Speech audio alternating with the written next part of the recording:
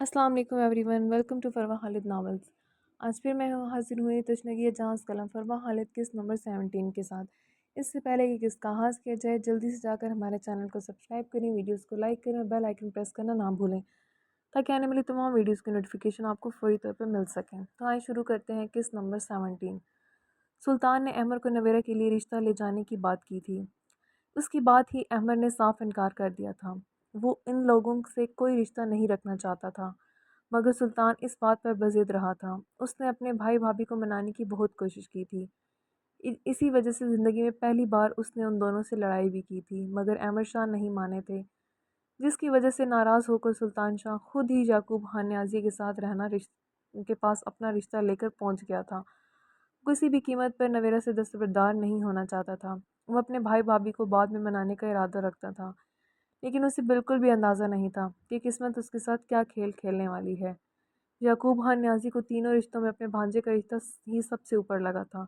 अहमद शाह के नाराज़ होने के बावजूद उन्होंने सुल्तान और नवेरा का निकाह कर दिया था, जबकि दूसरी जानिब शहाब गिलानी और जावर राजपूत अपने रिश्तों के इनकार को अना का मसला बनाते अपनी अपनी जगह इंतकाम की आग में जलने लगे थे। उन दोनों ने एक दूसरे की ज़िद में ये रिश्ता भेजा था, मगर दोनों ही नहीं जानते थे कि उन्हें मुंह की खानी पड़ेगी और नवेरा उस इंसान के सुपुर्द कर दी जाएगी जो उसे अपनी अवलीन तरजीह मानता था। लेकिन वहीं अहमद शाह और आमना बेगम सुल्तान के इस फैसले पर उससे मज़ीद नाराज़ होते पूरी तरह से कतई ताल्लुक़ कर चुके थे।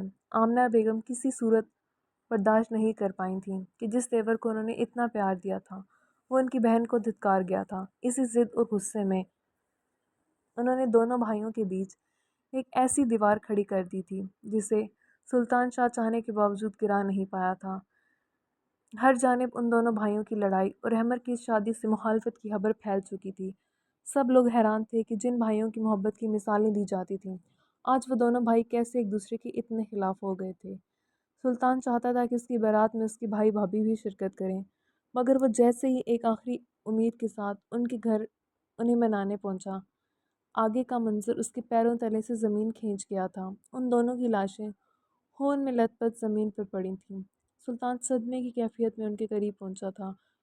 वो रोते हुए अपने भाई को झंझोड़ रहा था। उसे समझ नहीं आ रहा था कि आखिर ये सब क्या हो गया था।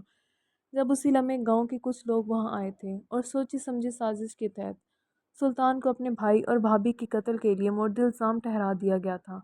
उसको इस बुरी तरह से फंसाया गया था कि खान हवेली वालों समेत हर कोई यही समझने लगा था कि सुल्तान शाह ने लड़ाई के दौरान उन दोनों को जान से मार दिया है।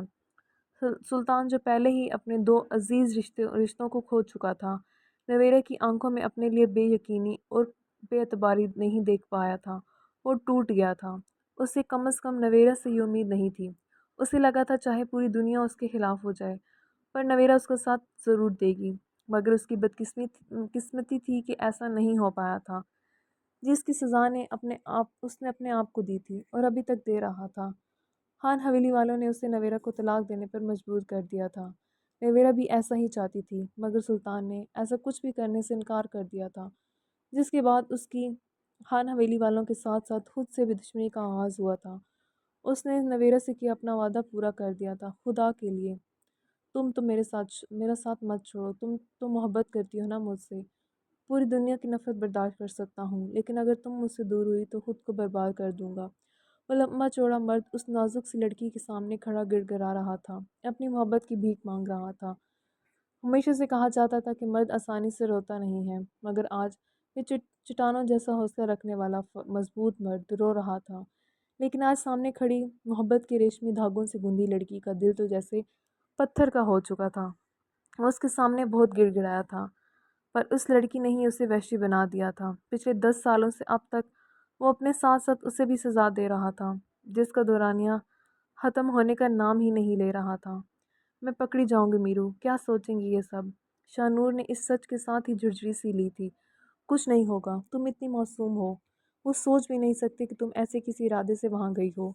मीरब उसे हर तरह से मनाना चाहती थी, इसलिए वो फ़ाइल बहुत ज़्यादा इम्पोर्टेंट थी। उसके लिए वो फ़ाइल बहुत ज़्यादा इम्पोर्टेंट थी। उसे पूरी उम्मीद थी कि शाहनूर किसी तरह उसके लिए ये काम कर लेगी। मैं कोशिश करती हूँ, लेकिन अगर पकड़ी गई तो मैंने तुम्हारा नाम ले लेना है। میں کوشش کرتی ہوں، لیکن اگر پکڑی گئی تو میں نے تمہارا نام لے لینا ہے ضراب نیازی کے سامنے۔ شاہنور نے اسے مصنوعی دھمکی دی تھی جس پر میرے مسکرا دی تھی۔ وہ جانتی تھی شاہنور کبھی ایسا نہیں کرنے والی تھی۔ فکر مت کرو، وہ بددماغ نیازی گھر پر نہیں ہے، اس لیے تو بھیج رہی ہوں تمہیں وہاں۔ بس ایک بار اس کے کمرے میں گھسنے کا ہی مسئلہ ہے۔ میرب اسے ساری بات سمجھا چکی تھی، جبکہ شاہنور کو ابھی سے ہی ٹھنڈے پسینے آنے لگے تھے۔ اسے ان لوگوں سے بہت زیادہ ڈر لگتا تھا۔ یہ اوپر والے پورشن پر کیا ہے؟ ہمنا نے اسے حویلی کے نیچے والے دونوں پورشنز دکھا دیے تھے، مگر ان میں ضراب کا روم کہیں بھی نہیں تھا۔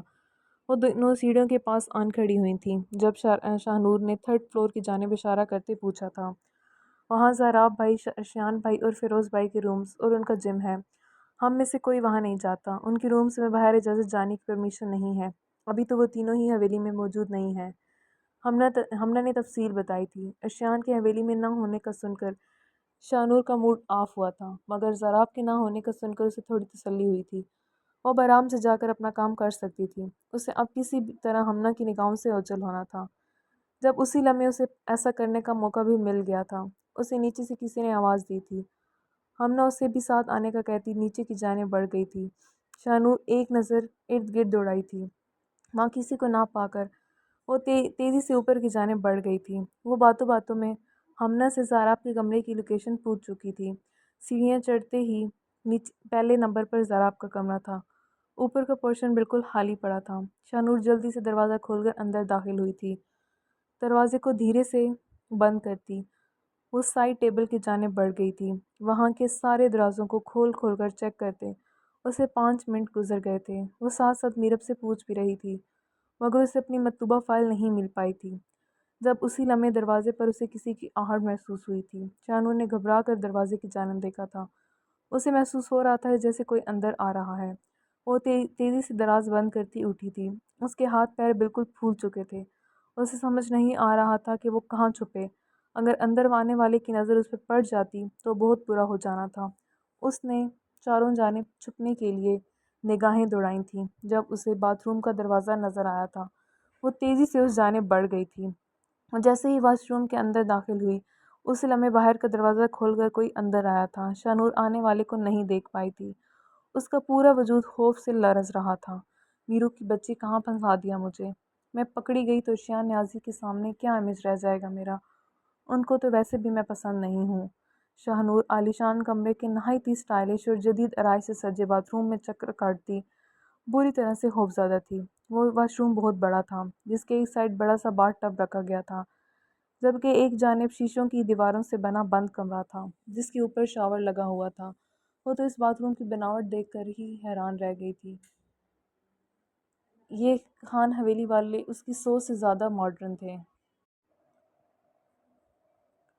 وہ بس یہی دعا کر رہی تھی کہ جو بھی روم میں آیا ہو وہ واپس چلا جائے، مگر اس کی سانسیں تو اس وقت تھمیں جب اسے واش روم کے باہر بھاری قدموں کی چاپس محسوس ہوئی تھی۔ او شٹ!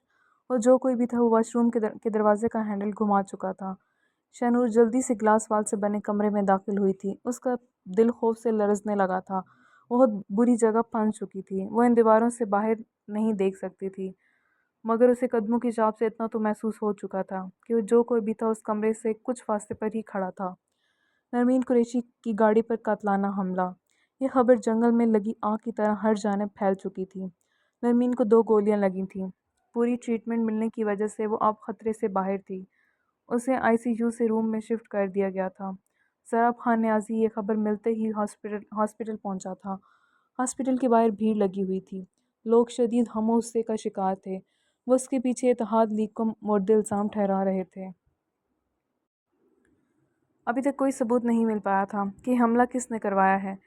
آخر اتنی سخت سیکورٹی کے بیچ میں نرمین پر کیسے حملہ ہوا تھا؟ ہر طرف اسی بات پر چرچا کی جا رہی تھی۔ ضراب نیازی کی وجہ سے بڑی بڑی شخصیات نرمین کی عیادت کو آ رہی تھیں۔ کچھ دیر پہلے شہروز گیلانی اور سرفراز گیلانی بھی ہو کر گئے تھے، جن سے ضراب نے بات کرنا بھی گوارا نہیں کی تھی۔ وہ ہمیشہ ان لوگوں کو ان کی اوقات میں ہی رکھتا تھا، مگر وہ لوگ پھر بھی اپنی چاپلوسی سے باز نہیں آتے تھے۔ آج آپ جانتے ہیں نا مجھ پر حملہ کس نے کروایا؟ اسی وجہ سے کچھ دن پہلے آپ نے میری سیکورٹی بڑھائی تھی۔ مجھے اب سمجھ آ رہی ہے یہ بات۔ آپ کو میری اتنی فکر ہے، یہ جان کر ان زخموں کا درد تو ویسے ہی ختم ہو گیا ہے۔ نرمین اپنا درد بھلائے उस शख्स से पागल उस इस खुशी से पागल हो रही थी कि ज़राब इतनी देर से उसके साथ मौजूद था। अब भी उसके पानी मांगने पर ज़राब ने नर्स के ना होने पर करीब आकर उसे कंधों से थामकर सीधा करते पानी पिलाने में मदद की थी। जब नरमीन ने गिलास होंठों से पीछे करते अपने नहायत करीब मौजूद ज़राब के बाजू को थामते खुशी से चूर लहजे में पूछा था। ज़राब का का चेहरा बिल्कुल संजीदा था, जबकि नरमीन की बात पर उसकी आंखों के सर्दपन में मज़ीद इजाफा हुआ था। तुम्हें इस मामले में परेशान होने की ज़रूरत नहीं है, मैं सब देख लूँगा और तुम्हें कुछ नहीं होगा, रिलैक्स रहो। ज़राब ने उसे नरमी से जवाब दिया था, जबकि उसके ये अल्फाज रूम में दाखिल होती मीरब राजपूत के कानों से महफूज नहीं रह पाए थे। ये अल्फाज और सामने का मंजर उसे झुलसती आग में फेंक गया था, जहाँ वो लड़की जिसे ज़राब से दूर करने और डराने के लिए इसने हमला करवाया था, वो बहुत मज़े से उस बात का फ़ायदा उठाती ज़राब के मज़ीद नज़दीक आ चुकी थी। बिल्कुल, मिस्टर ज़रा ख़ान न्याज़ी के होते हुए आपको भला कैसे कुछ हो सकता है मिस नरमीन कुरैशी? आपको परेशान होने की बिल्कुल भी ज़रूरत नहीं है। मीरब अपने चेहरे पर तंज़िया मुस्कुराहट सजाए, हाथों में फ्रेश बुके उठाए, उनकी जानिब बढ़ी थी। नरमीन के गिर्द मौजूद ज़राब के बाजुओं को जहरीली निगाहों से देखते उसका दिल चाहा था 2-3 गोलियां इस शख्स के ऊपर भी बरसा दे, जो अपनी हद बिल्कुल भूल रहा था। ज़राब नरमीन को वापस तकिए पर लेटाता सीधा हुआ था, जबकि मीरब को इतनी ढिठाई के साथ वहाँ इयादत के लिए आता देख नरमीन का दिमाग घूम गया था।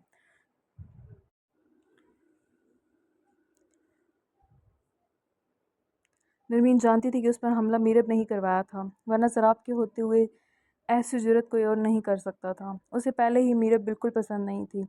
अब तो उसे इस लड़की से शदीद नफ़रत महसूस हो रही थी। वो तो बस इस बात की मुंतज़िर थी कि अभी ज़रा मीरब को उसके सामने बेइज्जत करके उसे उसकी औकात बताएगा। गोली टांग पर लगी है या ज़ुबान पर? नरमीन के कुछ भी ना बोलने पर मीरब ने तंज़िया निगाहों से उसकी जानिब देखा था, जो अभी भी इसी बात की मुंतज़िर थी कि ज़रा अब उसके सामने मीरब के इस घिनौने फ़ेल पर उसे बेइज्जत करेगा, मगर ये उसकी भूल थी। ज़रा ख़ान न्याज़ी अकेले में चाहे जो भी करता, मगर दुनिया वालों के सामने वो कभी मीरब राजपूत को बेइज्जत नहीं कर सकता था। यही बात नरमीन को तैश दिला गई थी। मीरब राजपूत के मामले में आखिर इस इंसान के असूल कहाँ चले जाते थे? इस हरकत पर दूसरों की चमड़ी उधेड़ देने वाला इस लड़की के मामले में इतना शांत कैसे हो जाता था? कोशिश तो सीने पर मारने की गई थी, पर ज़ाराब के सिक्योरिटी गार्ड्स ने उनकी हिदायत पर अपनी जान पर खेलकर मुझे बचा लिया। नरमीन ने मीरब के अंदाज में जवाब देते उसकी बोलती बंद करवा दी थी। मीरब ने बुके ज़राब के करीब टेबल पर पटने के अंदाज में रखते नरमीन की जानिब ज़बरदस्ती की मुस्कुराहट उछाली थी। तुम चलो, मुझे तुमसे कुछ ज़रूरी बात करनी है। ज़राब ने खून आशाम निगाहों से मीरब की जानिब देखते कहा था, जो देख मीरब एक लम्हे के लिए तो लरज़ गई थी, मगर इससे पहले कि कुछ बोल पाती नरमीन ने नहायत ही लजाजत के साथ उसका हाथ थाम लिया था। आप प्लीज़ अभी मत जाएं, मुझे अकेला डर लगता है। नरमीन के इस अंदाज पर मीरब का दिल चाहा था अभी बैग से गन निकाल कर इसकी खोपड़ी उड़ा दे, जबकि ज़ैनब के माथे पर भी बल नुमायाँ हुए थे। उसने कभी नरमीन को इतनी बेतकल्फ़ी की इजाज़त नहीं दी थी। वो उसकी अच्छी दोस्त ज़रूर थी, आज वो सिर्फ़ उस वजह से उसके करीब मौजूद था क्योंकि नरमीन की इस हालत की ज़िम्मेदार खुद को समझ रहा था। उसकी वजह से मीरब ने ये बेवकूफ़ी की थी। वो ये नहीं जानता था कि नरमीन मीरब के ख़िलाफ़ कोई बयान दे, इसलिए वो उससे इस सारे मामले को मसलहत के साथ हैंडल कर रहा था। जारी है। जी प्यारे रीडर्स, कैसी लगी आपको आज की किस्त? कमेंट सेक्शन में अपने राय का इज़हार ज़रूर करें। हमारे चैनल को सब्सक्राइब करें और हमारे साथ जुड़े रहें, ताकि ऐसे ही दिलचस्प नावल पढ़ने को मिल सकें आपको। अपना ख़्याल रखिएगा, दुआ में याद रखिएगा। खुदा हाफ़िज़।